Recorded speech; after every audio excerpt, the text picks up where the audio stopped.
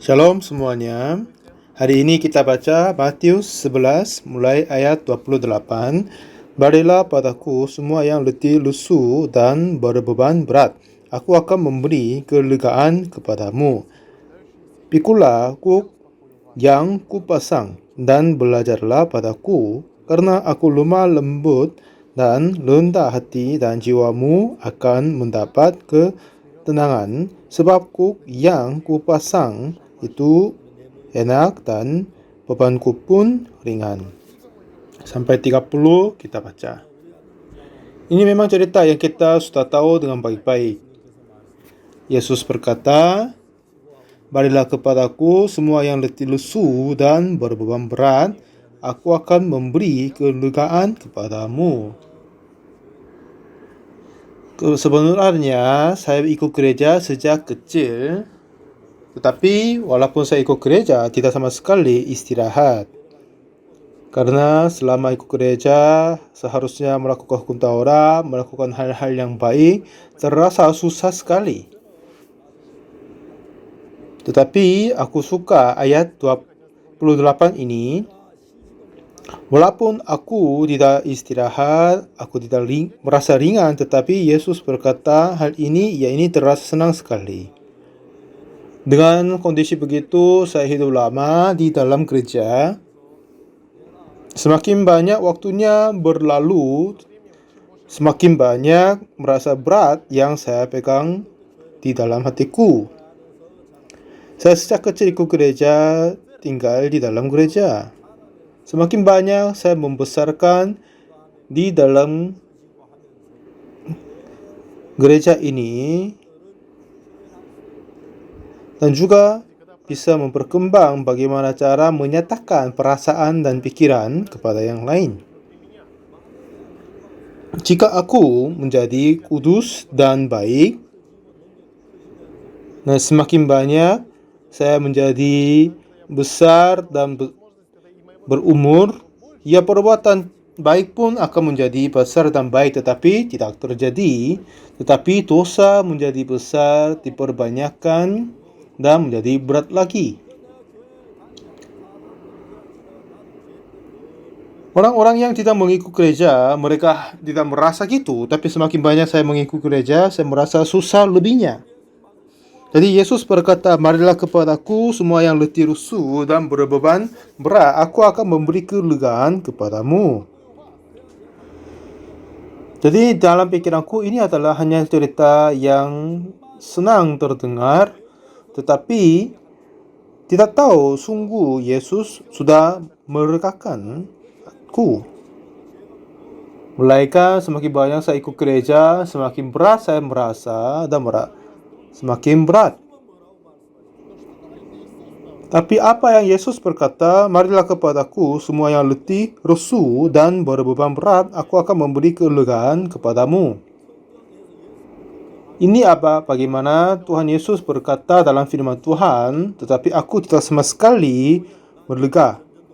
Saya terasa berat juga.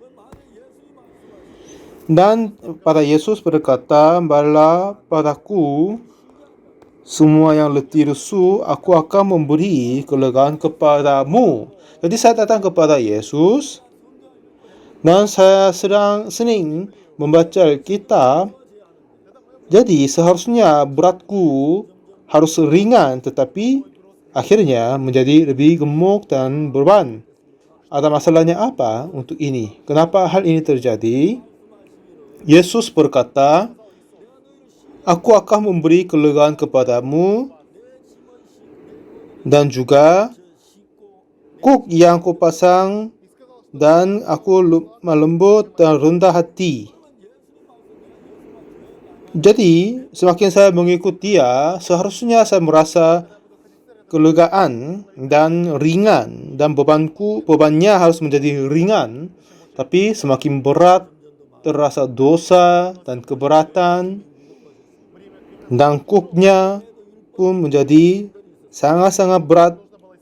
Lalu juga menambah permasalahan karena hukum Taurat.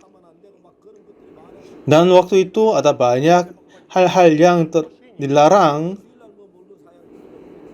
Tidak boleh membeli sesuatu di hari Minggu atau naik kereta atau yang lain. Ya, ada hal yang banyak sekali terjadi begitu. Semakin banyak saya melakukan begitu, saya terasa susah sekali. Saya berusaha mentaati kepada firman-Nya, tetapi walaupun saya mempercaya kepada Yesus Kristus, tetapi keberatan dosaku menjadi lebih berat dan lebih susah sebelum saya percaya Yesus. Dan setelah hal itu terjadi, ternyata bahwa bukan saya saja yang terasa begitu. Hampir semua yang ikut gereja sepertinya begitu. Awalnya saya berpikir aku sendiri hanya terasa susah dan yang lain kelihatannya baik. Kemungkinan tidak semuanya, tetapi hampir semuanya merasa susah dalam kehidupan rohani. Jadi Yesus berkata, "Marilah kepadaku semua yang letih lusuh dan berbeban berat, aku akan memberi kelegaan kepadamu." Jadi apakah firman Tuhan ini adalah menjadi bohong? Tidak kan? Kita sudah tahu Yesus tidak sama sekali berbohong. Jadi apa yang bermasalah? Kita percaya Yesus, seharusnya bebannya menjadi ringan. Dan kita harus lega, istirahat. Tapi semakin banyak kita percaya Yesus, ikut gereja, semakin bertambah dosa dan berat. Apa masalahnya ini? Awalnya saya nggak bisa ngerti. Setelah banyak waktu berlalu, apa yang saya dapat adalah, ya, saya tidak tahu tentang Yesus. Aku sungguh nggak tahu tentang firman Tuhan. Aku tidak percaya Yesus dengan cara yang baik. Karena marilah kepadaku semua yang letih, lesu, dan berbeban berat, aku akan memberi kelegaan kepadamu. Setelah pasal 11 ini, di pasal 12 ada cerita tentang hari Sabat. Sebelum kita belajar tentang hari Sabat, Tuhan Yesus berkata tentang ayat 28 ini, yang letih lesu, berbeban berat, marilah kepadaku, aku akan memberi kelegaan kepadamu. Jadi akhir pasal 11 dan pasal 12 ada apa yang terhubungnya? Jadi kata Sabat ada di sana, dan kata di sini adalah aku akan memberi kelegaan kepadamu. Memang sebelumnya saya juga menyatakan tentang hari-hari Sabat. Tuhan menciptakan bumi selama 6 hari. Hari ke-7 Tuhan istirahat. Tuhan menciptakan bumi ini selama 6 hari. Ya, ini capek sekali. Itu merasa susah. Jadi aku merasa capek sekali. Aku harus istirahat. Apakah Tuhan melakukan begitu? Tidak kan? Jika kita baca Yesaya 40, Tuhan yang menciptakan bumi ini tidak akan capek dan tidak merasa susah. Melainkan Dia mempunyai berkuasa akan memberi kekuatan kepada yang percayanya. Jadi tetapi orang-orang yang menanti-nantikan Tuhan akan mendapat kekuatan baru. Mereka seumpama Raja Wali yang naik terbang dengan kekuatan sayapnya. Mereka berlari dan tidak menjadi lesu. Mereka berjalan dan tidak menjadi lelah. Ini apa hari Sabat yang sesungguhnya. Tuhan menciptakan semua dalam 6 hari. Dan kenapa istirahat pada hari ke-7? Tidak karena dia terasa capek atau lesu, tetapi karena dia sudah menyelesaikan pekerjaannya, akhirnya dia dapat istirahat. Jadi saya mau sampaikan, selama 6 hari Tuhan menciptakan langit dan bumi dan segala isinya. Dan hari ke-7 Tuhan istirahat. Dan setelah hari ke-7 ini, apakah selama 6 hari lagi Tuhan bekerja? Tidak lagi. Karena Tuhan sudah selesaikan kerjanya. Selama 6 hari menciptakan semua langit dan bumi dan segala isinya. Dan hari ke-7 sudah istirahat. Hari ke-8 gimana? Hari ke-9 bagaimana? Apakah Tuhan kerja? Tidak. Tuhan terus ada di dalam istirahat karena sudah selesai kerjanya. Tetapi, saudara, hari Sabat ini karena Tuhan masuk istirahat pada hari ke-7, jadi Tuhan suruh jangan melakukan apa-apa pada hari Sabat. Tetapi hari Sabat yang kita tidak akan melakukan apa-apa itu akan beda dari penciptaan Tuhan.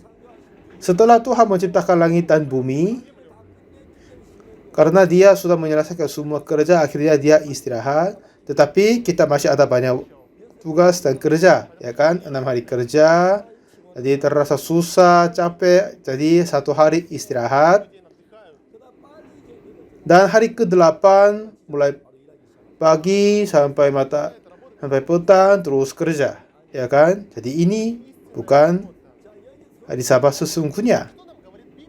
Jadi kitab suci di sini berkata, "Marilah kepadaku yang letih lesu dan berbeban berat, aku akan memberi kelegaan kepadamu."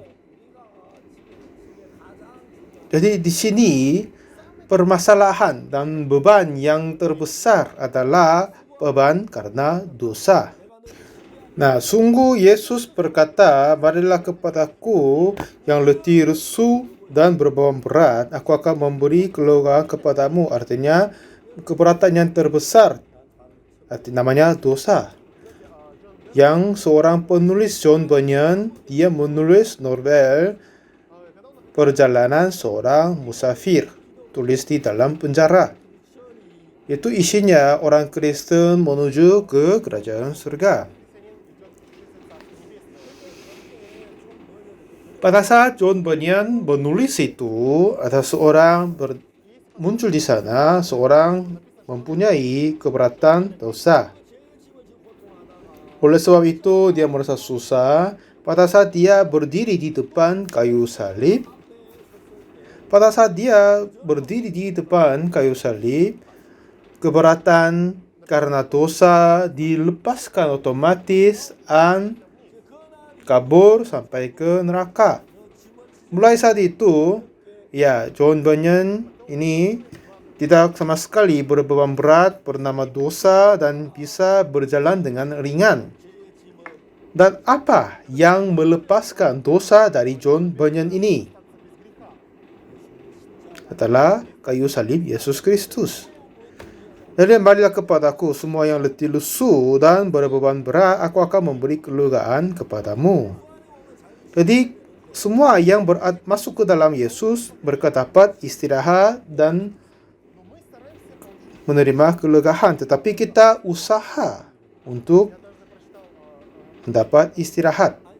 Satu ketika saya pernah membaca satu tulisan dari murid, katanya hari Sabat dan nilai D. Dia adalah seorang Kristen ikut gereja yang Advent itu, yang ikut di hari Sabat. Pada saat itu, dan juga dia masuk perguruan tinggi atau ujian pada hari Sabtu. Dan semua mata kuliah yang lain sudah dapat ujian di hari-hari biasa, tertinggal hanya satu mata kuliah saja. Dan ibunya tidak ikut gereja, dan ibu itu berkata, pada saat dia musim dingin, membawa barang dan menjual barangnya dan membiayai untuk sekolah anaknya. Dan anak itu, apa yang dia melakukan adalah, dan berpikir adalah, ya untuk lulus dari sekolah ini ujian yang terakhir berada di dalam hari Sabat. Dan jika dia mendapat ujian hari Sabat, kiranya dia melanggarkan hukum Taurat dan berbuat dosa. Jadi dia masih bingung apakah dia harus melaksanakan ujian atau tidak. Ibunya sudah tahu juga. Dan ibunya berkata, karena dia masih tidak ikut gereja, dan anaknya sudah mendapat nilai terbaik di dalam kampus. Jadi kamu harus melaksanakan ujian, dapat nilai terbaik, dan harus masuk ke perusahaan terbaik, katanya ibu. Dan murid ini pun pergi ke kampus tapi tidak melaksanakan ujian itu. Yang mata kuliah yang lain sudah mendapat nilai A, tapi untuk mata kuliah yang tertentu itu dapat D. Apakah orang itu istirahat dalam hari Sabat? Bukan kan? Tapi hari Sabat itu menjadi lebih berat kepadanya. Ini menjadi berat yang sulit sekali kepadanya. Karena orang ini masih kurang tahu apa arti sesungguhnya tentang hari Sabat. Pada saat Tuhan menciptakan langit dan bumi dan segala isinya dan menaruh Adam dan Hawa di Taman Eden. Dan pada Adam dan Hawa berbuat dosa, mulai saat itu yang dapat menyelamatkan mereka adalah hanya Yesus Kristus saja. Jadi melalui firman Tuhan di dalam Alkitab, Tuhan kasih tahu Yesus Kristus akan datang akan menyelamatkan mereka dari dosa. Salah satu contoh adalah hari Sabat. Hari-hari Sabat yang sebenarnya bukan hari Minggu. Petang hari Jumat akan memulai hari Sabat sampai petang hari Sabtu. Karena hari akan memulai dari petang di orang-orang Yahudi, ya kan? Jadi mulai hari petang sampai petang besok menjadi satu hari. Jadi pada hari-hari biasa, hamba dan orang-orang bekerja harus berbeban berat dan kerja. Ada seorang mempunyai orang upahan, kasih kerja, dan sepanjang hari dia berusaha mengangkat barang dan memindahkan ke tempat yang lain. Dan sepanjang hari dia kerja, merasa capek sekali, hampir mati dia, terasanya begitu. Akhirnya dia berpikir, ya sebab ini saya akan kena penyakit, aku akan kena flu atau yang lain, aku nggak bisa lanjut kerja. Terus dia berpikir begitu. Tetapi oleh sebabnya dia orang upahan harus kerja sesuai dengan permintaan tuannya. Dan waktu itu Tuhan Allah memberi hukum Taurat kepada orang-orang Israel di 10 hukum. Dan pada saat hamba ini membaca 10 hukum, lalu dia membaca hukum Taurat tentang hari Sabat. Ingatlah dan kuduskanlah hari Sabat. Dan pada saat Tuhan menciptakan langit dan bumi segala isinya selama 6 hari, dan setelah itu semua hak kamu sendiri dan orang-orang upahanmu dan hambamu yang tinggal di dalam rumahmu tidak boleh kerja. Jadi pasti hamba orang upahan senang membaca itu. Ya, selama seminggu ini, satu hari ini saya harus istirahat. Saya dapat istirahat. Jadi dia mulai kerja pagi hari Jumat. Ya, petang hari ini akan masuk hari Sabat, aku bisa istirahat. Selama satu hari saya istirahat, aku akan dipulih kembali. Sepanjang hari memang bekerja keras, tapi pada hari matahari hampir terbenam pada hari Jumat, ya kelihatannya tertinggal 1 jam lagi. 1 jam lagi saya akan bebas. Ya, setelah itu 30 menit lagi, 10 menit tinggal saja. Terus dia mengharapkan itu. Akhirnya matahari terbenam. Ya, sudah masuk hari Sabat ini. Lalu dia turunkan barangnya dan tidak sama sekali ada yang menghukum dia karenanya. Inilah hari Sabat sesungguhnya. Tuhan memberi hari Sabat kepada orang Israel biar mereka dapat istirahat menurunkan semua barangnya. Tapi apa yang Kolose berkata,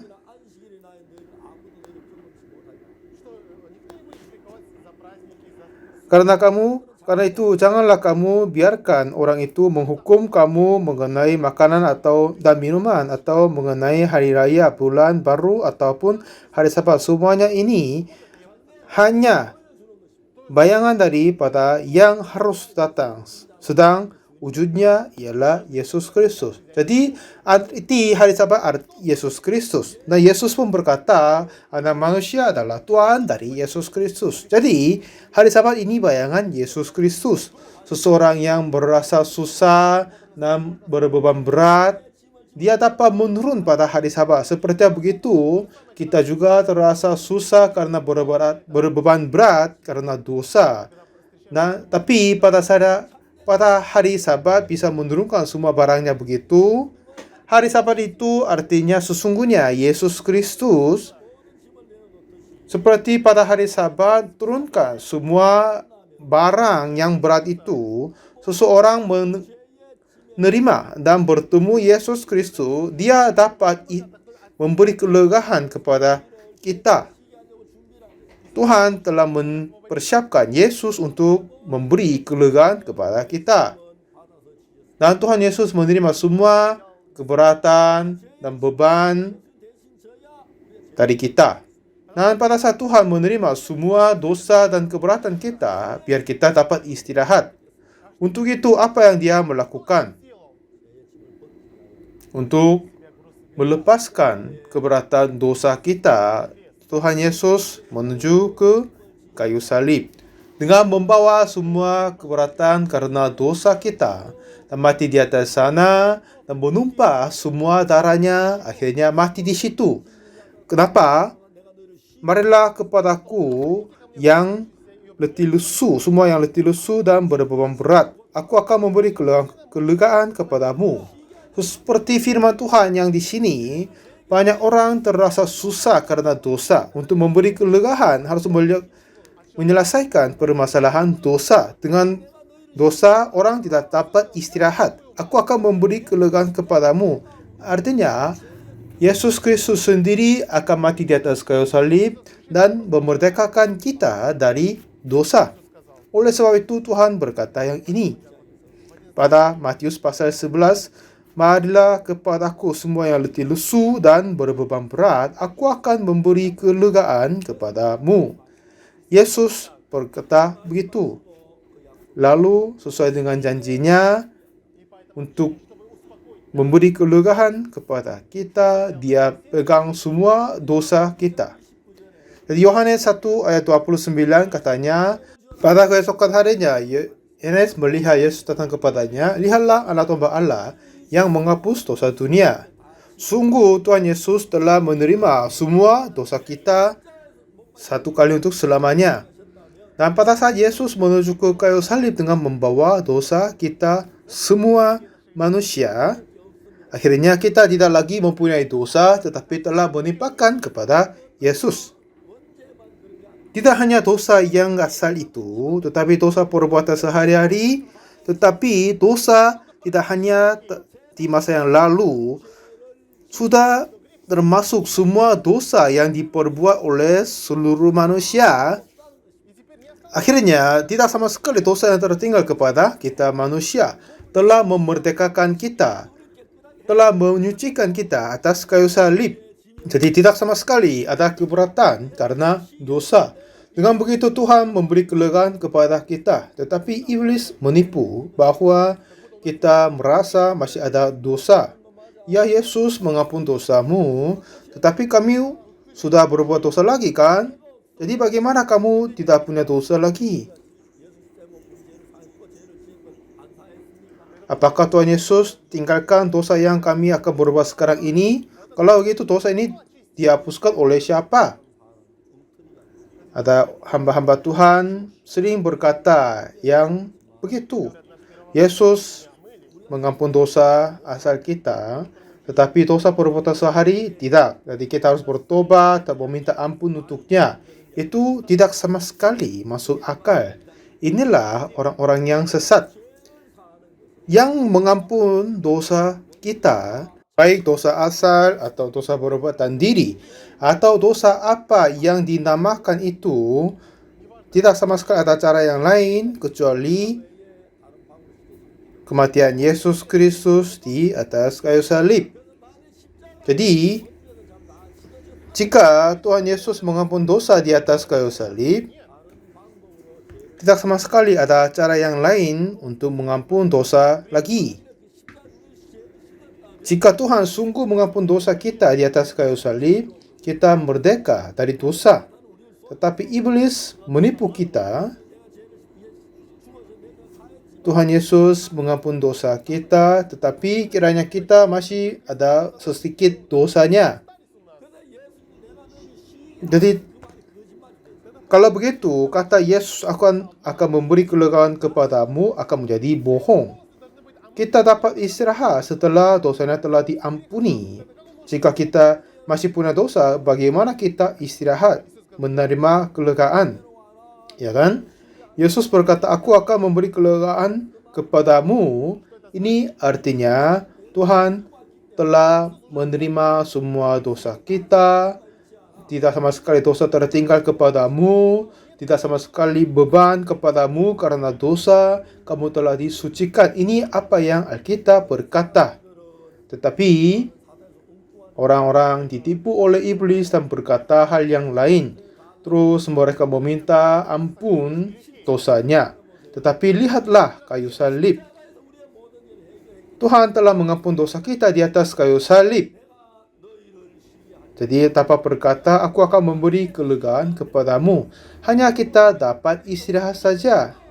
Ya, coba istirahat. Menikmati keistirahat ini. Sudah selesai pengampunan dosamu.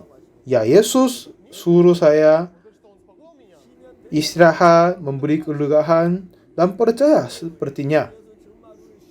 Sungguh Tuhan Yesus memberi kelegaan. Tapi ada yang dapat istirahat atau ada yang masih terasa beban karena dosa. Karena mereka masih ditipu oleh iblis, masih menganggap diri mempunyai dosa. Sungguh Tuhan memberi kelegaan kepada kita.